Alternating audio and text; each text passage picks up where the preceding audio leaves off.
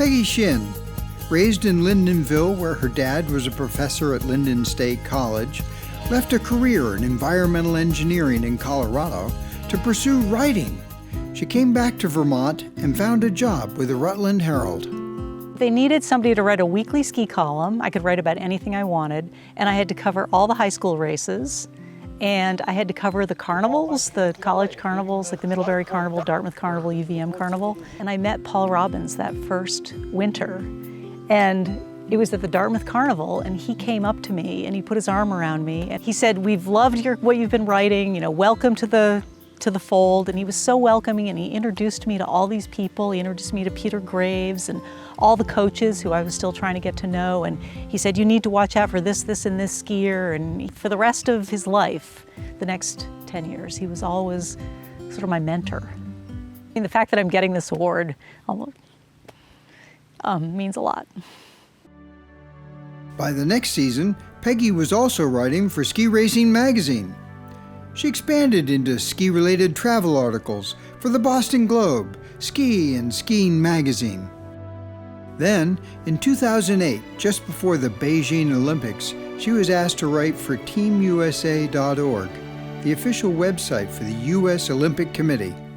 They brought me on right before the Beijing Summer Olympics. I had to cover that from Rutland, Vermont. But by the time the Vancouver Games came along, I was on board, and they needed somebody on the ground writing daily stories for them. By that time, Paul had died, but we took his ashes and we buried some of them in the Vancouver Nordic venue right after Billy DeMong won the gold medal in the Nordic Combined. Because Paul never got to live to see that. He always was a big proponent of the Nordic skiers because they didn't get the coverage that the Alpine skiers did. The next Olympics were held in Sochi. And I was at the Alpine venues a lot. It was neat to see Bodie and Andrew Weibrecht, double medal in the Super G. And it was neat to see Julia Mancuso do well, and Michaela Schifrin winning her first gold medal. That was neat. I think what I liked about Vancouver is social media wasn't quite as prominent as it is now. So the athletes were still really happy to tell their stories to journalists. I feel like I have to tell stories, and I like trying to find out what drives people to do what they do and how they become the best at what they're doing.